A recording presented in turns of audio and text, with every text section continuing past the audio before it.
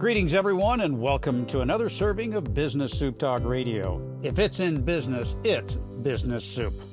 I'm John Debevoise, and in the business of business, we have from the Projects and Ideas Department, Roger Nooneman, Vice President of Strategic Products at Aqualine Drones, and he's going to be dishing out some ingredients for business opportunities and how to get your business above it all. So pull up a chair, sit on down. Business Soup is on the table.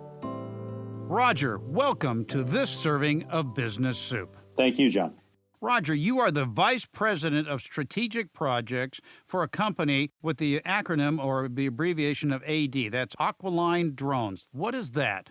We are a drone airline, one of only four in the United States, the other three being UPS, Amazon, and Google's Project Wing. And we are first and foremost a data company that uses drones as a means to an end to gather that data, turn it into something useful for the customer, and enable the widespread deployment of drones into our national airspace. Now, the definition of a drone is what? Drone is any type of vehicle that is unmanned, that does not have a person. So when we talk about drones at Aqualine Drones, we talk not only about UAVs, unmanned aerial vehicles, but also UGVs, unmanned ground vehicles. Okay, so your company is developing and deploying these unmanned aircraft that are drones that are doing what? Unmanned aerial vehicles have almost an infinite number of use cases. There's hardly an industry that you could think of where drones can't make that business safer, more efficient, and more convenient. When you look around the world today, drones are just barely scratching the surface as far as what their capabilities and potentials are to achieve those goals. But where you're seeing them today is everywhere from, much talked about in this country, package delivery, but also in precision forestry, agriculture, security, surveillance, urgent life-saving missions, transporting tissue, blood samples, medicines, all the way up to including human organs, heavy asset inspection. So think of now you can cover many, many miles of railways and high-tension power lines, nuclear and coal and natural gas power generating facilities, you name it. So we can see these things not just in the entertainment spaces, but these can be very serious applications, as you mentioned, about delivering life-critical elements, organs, tissues, and such, or even so much as to do perimeter security over large areas. And I've heard that law enforcement is using these devices. What are the regulations that are coming into play to limit the way in which these devices are being used, from the hobby to law enforcement? Who can play in what field or in what arena? That's a great question. If you look around the world, particularly in Asia, parts of Europe, certainly the Middle East, the U.S. is around 8 to 10 years behind the rollout and usage of drones from those other places. And the reason why was because the regulatory environment really didn't allow development of these applications up until recently. A few years ago, the FAA passed what is called their Part 107 regulations, which started to free up and allow the commercial use of drones here in the United States. It's an evolving process. The FAA, their mandate is safety. That's why they exist. They do that very well. So what the FAA is doing and what we're working with them is to help solve the problem that they have. They also have a mandate to integrate these drones into the national airspace system safety. And there's a lot of challenges that come in with that. So we're using our background as aviators, and our knowledge of the national airspace system and our knowledge of the FAA's existing regulations to work with them and help them figure out a way to allow these drones to be flying in the same airspace as our manned aircraft and being done in a way that ensures that it's done safely and responsibly. It looks like the technology is surpassing the regulations, that regulation is having to play catch up to these devices. How far behind are they? Well, the U.S. as a whole is about 8 to 10 years behind. This technology has been around for a while in other parts of the world, and it's been deployed safely and responsibly in a lot of cases. So the technology is already here. It's been here for a while. Now it's a question of allowing it to operate in this country in a way that the FAA is comfortable with and a way that ensures that the drones are not misused or abused.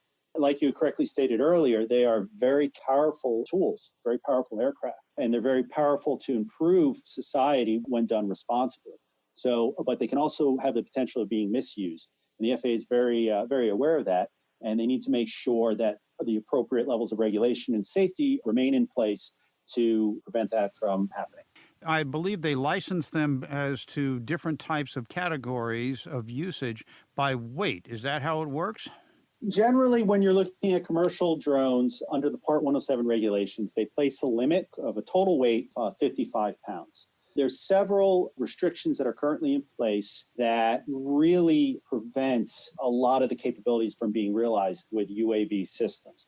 That's the 55-pound limitation. Other limitations are not able to fly at night, not able to fly beyond the line of sight. They call it beyond visual line of sight of the operator, not able to fly and not able to fly over people. Now, there is a mechanism that they have in place where they issue individual waivers per operator per flight that gives relief on those regulations, but they're cumbersome. And going forward, there needs to be a rethinking of how that's done in order to see the type of benefit from drones that you see in other parts of the world. When I'm at an event, whether it be a rodeo or a boat show or I'm at a parade, and I see these drones floating around taking pictures, are they supposed to be licensed, trained operators and such? And are they allowed to be floating those or flying them over the people? They are required to be licensed when they are for hire, when it's a commercial application. Now, they do not have to carry a full license such as a commercial airline pilot does, but there is a process in place. It's fairly rigorous, where there's a reasonable amount of study that a person has to undergo to understand the regulations, to understand the basic aerodynamic forces at play, and to understand how to operate within the national airspace system. All right, so you have my attention, and let's say that I walk into your office and I say, I need to do business with you. I'm a small business owner. What are the things that I might be looking at, and why would I be doing business with you? Okay, absolutely. So Aqualine Drones, like I said, is first and foremost a data company, and that starts with our cloud. We have developed and deployed the first aviation optimized UAV cloud in existence. I don't know what that means. What that allows is it allows current drone operators to be able to upload their data, to store it securely, to provide real-time data analysis and data insights of that data, and also to provide command and control, automation of the flight, ultimately with the goal of freeing up that pilot to operate not just one drone, but also oversee the flights of several drones simultaneously, potentially a dozen, 100, or maybe even more. So that's the importance of the cloud, and that is really where the whole ecosystem is managed. That also allows the pilot, the operator, to ensure compliance with all FAA regulations and airspace restrictions. The FAA will put up as needed what they call temporary flight restrictions. Think of around airspace, around special events, around VIPs and politicians, that sort of thing. And that's constantly changing. That becomes a no-fly zone. Well, the cloud will ensure that the pilot is not only fully aware of all TFRs in real time, but will actually plan the flights around those TFRs, ensuring compliance. And then when you take into account our command and control, simply will not allow that UAV, that aircraft, to violate that regulation. So there are controls that are out there that will prevent these vehicles from going into the airspace where they're not allowed. Absolutely. To go even beyond that, let's say you come in and you need a drone solution designed as a rancher. We can go ahead and we can look at how much property you have, how many acres your ranch is, how many heads of cattle you have, design a solution in order to monitor that, whether it be monitoring where the herds are, monitoring the temperature of the herd so that if one of them becomes ill, they can be separated out and treated before it spreads to the rest of the cattle. And then we can design that solution so that those UAVs cannot be operated in a manner that's not consistent with that use case. So somebody would not be able to take that UAV, and not only would they not be able to have it stray outside the confines of the ranch, or certainly violate any airspace restrictions by the FAA, but they wouldn't be able to use it for any nefarious use or anything outside of what that drone was programmed to do. Well, now, I object You're talking about replacing the cowboy, and I like going out on the range and with my cattle. Are these drones powered by gas, by battery, or both? And what are the limitations that keep them from going all day? Another great question. They all operate, if they're pure electric, between 30 and 45 minutes. They all fly at about 50 miles per hour. They all have around the same wind and weather limitations. And then you can step up to a hybrid model, something that burns gasoline or hydrogen, and they can fly for about 2 hours. The way we look at it, and the way we see it quite accurately, is the value is in the data that it collects. If you have a drone, no matter how much the drone costs, no matter how impressive it looks, if it doesn't have a camera on it, if it doesn't have a gas detector or infrared, if it doesn't gather any data, it's nothing more than a toy.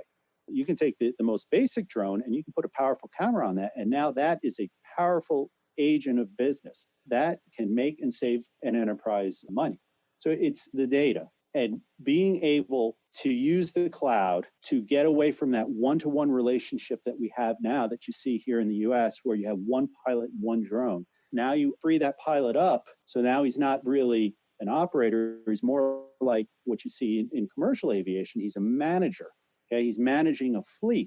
You have those drones autonomously flying the mission that's been defined for them, gathering that data, using a patented decision ranking algorithm. So when it sees something that it flags to bring a human into the loop, then it sends an alert. That's where the power of this is. It's not in the drone itself. And our technology, our cloud, and also our manufacturing, which I hope to get to in a little bit, is designed to be hardware agnostic, platform manufacturer agnostic. So that could be used not just with Aqualine's drones, but it could also be used with anybody's drone.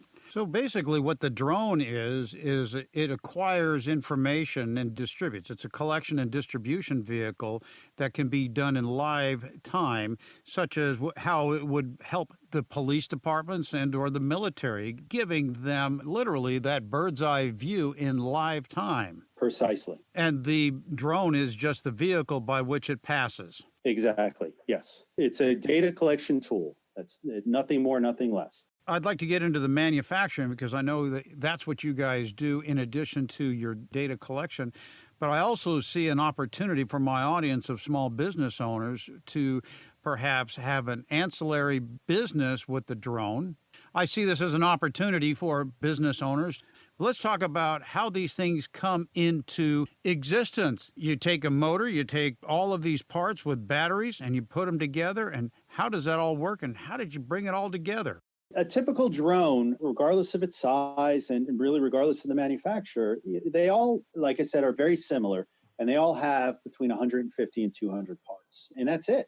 A lot of those parts can be 3D printed, additive manufacturing. So what we've come up with, what we pioneered, is the concept that we call the Agile Workstation Cell, or AWC. AWC's brilliance is in its simplicity. They're 15-foot by 15-foot, fully self-contained assembly facilities. They are constructed off with very commonly available materials. Think of like a cubicle for a factory. And they can be deployed anywhere. They can be palletized and shipped off.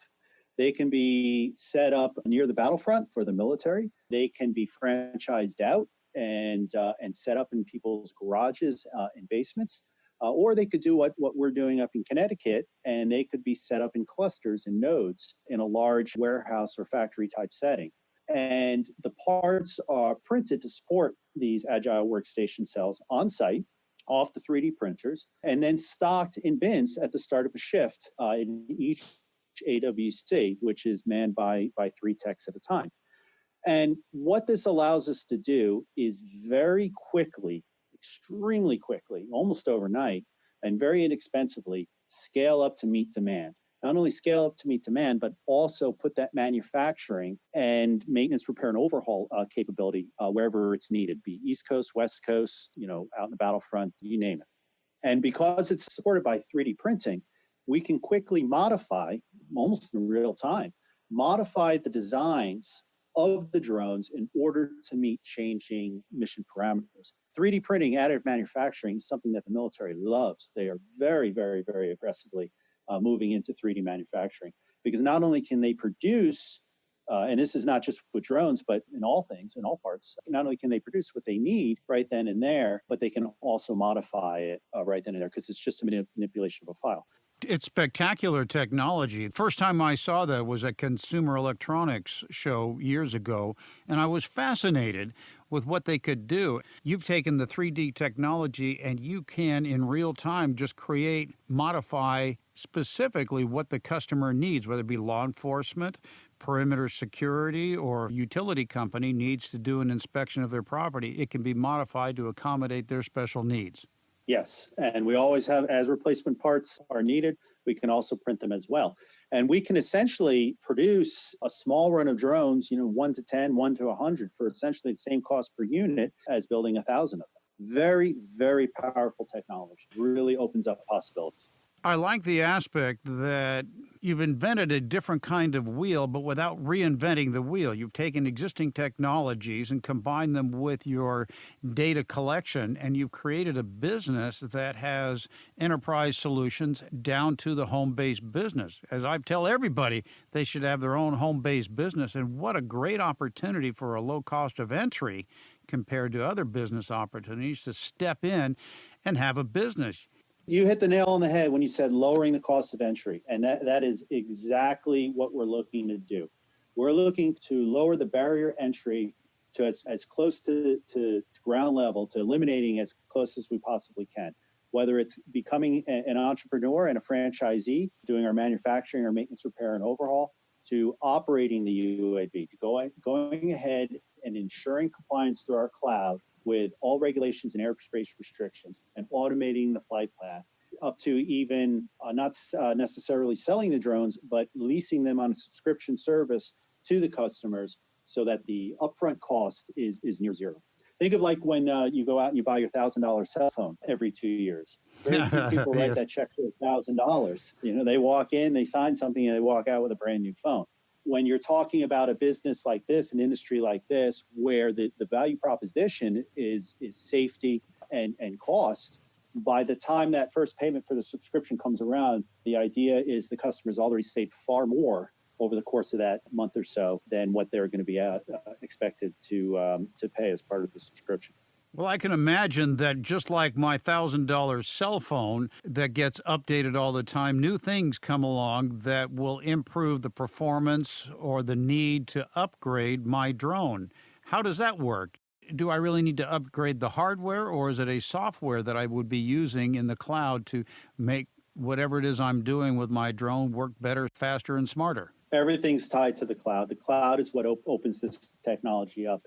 Really unleashes the power and the potential. And it's all done on a tier service, a la carte. So you build the plan, the subscription that's going to work for your use case, and then you pay accordingly based on what tiers you are, and add functionality all the time. And we can even go ahead and custom design solutions for enterprise users for their particular use case if it's not something that's already in our bucket of offerings. Do a little backstory on how I came to know about your company. In one of my cattle subscriptions that I have, in the beef cattle, they had a picture of a drone that looks like a giant basketball with cameras on it that said, "We haven't seen these rolling across our pastures, but we can sure expect to see something like this." And I'm going, what is that thing? And it is a giant ball. And I'm going, wow, what are the applications where the government can drop one of these in our pastures and find out what's going on? Or could it be used to measure the height of the short grass that we graze our cattle on? And that's how I came to know about you, was this very interesting rolling drone. What applications has this been put into? I can see that it can be amphibious or drop from the air, and I think it was designed to be roving around other planets. Yes, that is GuardBot, and you're absolutely right. It was originally designed to be roving around Mars. GuardBot is a company that we've partnered with, that we are hosting their technology on our cloud, including command and control and real-time data insights. And we are going to begin manufacturing GuardBots here in the next few months. Interestingly enough, with the COVID-19 outbreak, we've seen overnight a flood of inquiries and solicitations about GuardBot being used for all manner of things to eliminate people from the front lines of the viral outbreak. So Guard bots have a myriad of applications. They're amphibious, they're all terrain. They can be used inside buildings to go ahead and do perimeter patrols, security patrols. They can interact with people, sick patients. They can monitor temperature, take vital statistics. And of course, in agriculture, they can do all the things that you talked about. They can go again, roll through the pasture, roll through the field, take any type of reading and carry any type of camera that a UAV or farmer would need to carry in order to gather the data. And it can cross a creek too. It sure can. And they can patrol up to 25 hours on a single charge. Not only are they automated, not only can they carry a camera or any type of sensor that's needed, not only can they be two-way communication between a remote operator, or can they operate autonomously, but they can operate for a very long period of time in between charges. And they can also be used as a swarm, same as UAVs, but on the ground. And they can interact with each other. Think now you have one doctor that has to make his rounds, or you have one security guard in a building. Well, now they can go ahead and they can sit at a terminal while the guard bots do the patrol, and they can watch the cameras, or even have the guard bots go ahead and feed them alerts when they detect whatever it is, be it a person or a sick person with a fever, or a person that's in an area that they're not meant to be, and then go ahead and bring that human into the loop. Well, that's how I came in contact with you, was through my beef magazine, and I saw this thing, and I immediately saw the application, and that it had the ability to be amphibious and be able to basically paddle its way through the water and then go on out. And apparently it can be any size. It could be the size of a softball or the size of a monster ball. The smallest iteration is as small as 6 inches in diameter, and they go all the way up to 12 feet, depending on what the application is. Well, I found it interesting, and I'm sure that a swarm of those would get me and all my other cowboys bucked off if it came across our pastures. Imagine a swarm of drones monitoring Southern California during fire season for hotspots, and anything greater than a campfire. You could have a swarm of thousands of these monitoring millions of acres at one time. And if they were to see a hotspot, those drones, if they had a fire retardant charge on it, guard bots stationed in strategic locations throughout the forest, they can coordinate with each other, and a guard bot could simply roll over to the area and put the fire out, all done without human intervention. The only thing that limits the applications of these is your imagination, and I can see so many applications with these. I just haven't figured out how to use it in radio. Well, some jobs shouldn't be automated away. I appreciate that, but you have the ability to work with the small business all the way up to military or commercial applications, franchises to franchisees. Yes, that's correct. As a business owner, I could see how this could be benefit to me to send it over my business or to check on the back lot of my construction lot. It's endless what I can do with this. As I tell everybody, have your own home-based business and employ your kids. Learn to write them off. Didn't motivate me to have any more, but I wrote them off as employees. And you know what, John, when you're talking about the smallest business, whether it be the entrepreneur who's looking to break in as a drone pilot, or even just a small roofing contractor who needs to go up and take a look at the job before he goes ahead and puts his crew together, we're going to be deploying the world's first drone on-demand service at the fourth quarter of this year, which is very, very close to the Uber type of model, where you're going to be able to order up. Say you're that roofing contractor who doesn't want to quite get the ladder out. You'll be able to order up from an app on your phone or your tablet a drone, very simple interface, be able to define the time, place, and objectives of the mission. And then that is going to go out and pair with a drone operator who will arrive in order to deploy the drone on site. And then the drone, tied through our cloud, will completely autonomously fly the mission, upload the data, encrypt it, store it on our cloud to be accessed when needed by the customer. So that's going to greatly expand the availability of drones throughout our country. It's going to greatly reduce the cost of having a drone come out because the system is going to be automated. And it's going to ensure that the Part 107 pilots out there are going to have a steady supply of work. No longer are they going to have to go and get a website, a payment system, go ahead and build a customer base, advertise. They can simply download the app, same as an Uber driver. So this is a career opportunity for pilots that come out of their flying history, or their flying career, or for the student that wants a degree in drone flying. My local community college, junior college, has a degree, an associate's degree in flying drones. Yes, you can, John. And just a little secret, but to become a licensed drone operator under the current regulations, you don't need a degree. You can do it relatively quickly and inexpensively.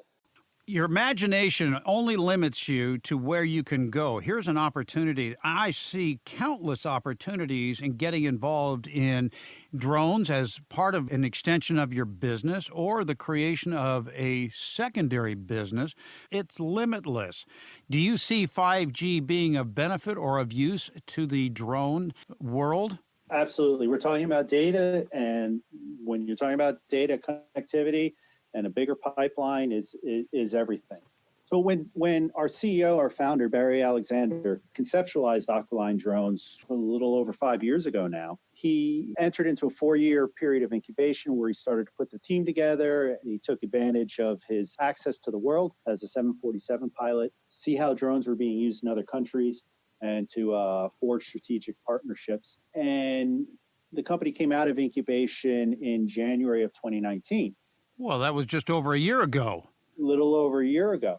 It was clear that the opportunity was there because this technology was being demonstrated elsewhere. But where we could not have possibly imagined, where we could be so fortunate as the timing, because nobody could have predicted. But you have a confluence of the technologies, including 5G and its current deployment. You have a rapid expansion of the Internet of Things, all these data points all being tied together through a cloud-based system. You have the FAA given a mandate to integrate UAVs into the airspace that they did not have before. And you have a tremendous push, never seen before in our lifetime anyway, to have American-based manufacturing. And all of these have come together just, by happenstance, and it really just poured rocket fuel on our business. And again, everybody in the audience of Business Soup, you are in the business of business. That's why you're here. You listen to this show to get the tips, tools, and techniques. Here's an opportunity to capitalize on an American-made product, Aqualine Drones. For more information, visit us at BIZSOUP.com. That's BIZSOUP.com, where business comes for business. And here's your opportunity to jump in on the emerging industry of drone aviation or on the ground. Roger, I want to thank you for being a part of this serving of Business Soup, Vice President of Strategic Projects at Aqualine Drones. Thank you for being on Business Soup. Thank you, John. This has been another serving of Business Soup, where business comes for business. I'm John Debevoise, inviting you to visit the website for more servings of what is best in business. This show has been produced by Market Domination, LLC. To discover how you can have your own show completely done for you and turn it into a real published book and become the authority in your marketplace, go to www.marketdominationllc.com/podcast offer.